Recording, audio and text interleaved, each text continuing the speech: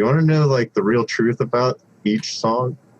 That last 10%, that's the 90. I was like, oh my God, he's right.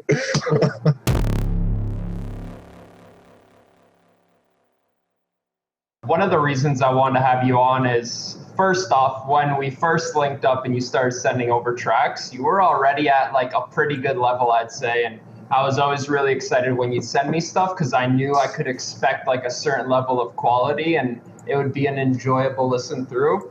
And now to see, you know, where you're at, like gone through that very like grinding process of like doing all these final touch-ups, going through the EP, like now that you're on the other side, you want to talk a bit about what that journey was like for you and like people going through that process, what they should expect and some misconceptions you might have had going in.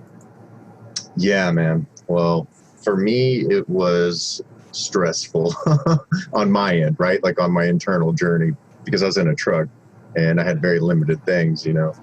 But, you know, like in the dojo, you learn that like stock Ableton can be turned into some of the greatest stuff. Like, I don't know if that works for y'all, you know, but totally. And then, you know, like Splice was blowing up pretty well. I think I was participating in Sean's Splice cipher, and I think like we got 300 credits just for, you know, like being a part of the dojo and hopping on. So like I used that 300 credits to like make the cipher track, and then like 150 to like build this like little hard drive. Because like I didn't even have a laptop before I started this job. I just happened to have a really good friend, Eric, who was just like, dude, I believe in you. Here's a laptop. Like, have fun. Oh, man, that's love. Big shout out to Eric. Yeah, man. Yeah, dude, he deserves the love for sure, man. That guy blows my mind. But that's a real one. Yeah, so, you know, all this encouragement from the dojo and like family, friends and stuff like that. So it was like, I have to do this. So there was a little bit of stress, you know, to like make what I had work. And, you know, I think one of the things that I had backwards or confused was like, oh man, if I could just get that 90% of the track done, like I'm there. And I remember one of our sessions, Tesko, where you were like, man, do you want to know like the real truth about each song? That last 10%, that's the 90. I was like, oh my God, he's right. Amen.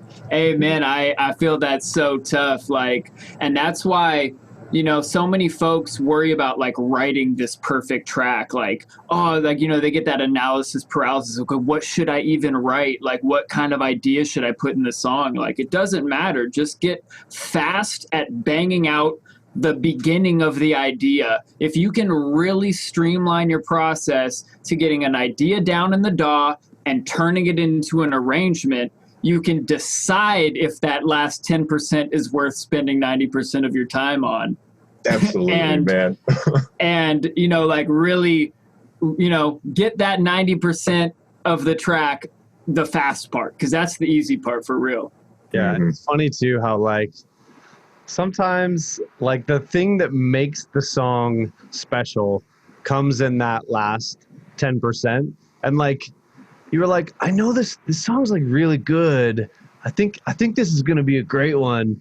And then like you realize that this one thing that you just added at the end was actually the reason that the song ended up like being your favorite or whatever.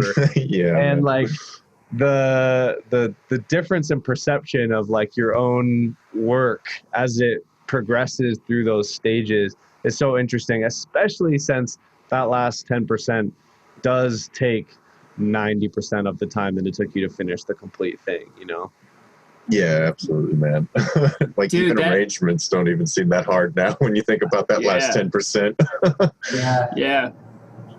Yo, dude, that actually happened to me last night. I had turned a track in for feedback to Alexandra and got some really good advice. Like, yo, you know, it's like I like the progression that lead is doing, but it's feeling a little basic. Like, you should probably go in and like do one more mud pie on it to like, find some really, sparky ear candy moments. And it's like all of a sudden, like the entire song just shifted. It's like, wow, the thing I thought was the lead is now the background sound.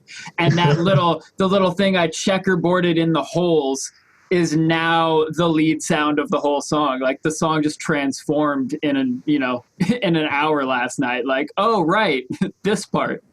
Dude, just like a spark. Boom. Yeah. That's awesome, man. Yeah. Dang, dude.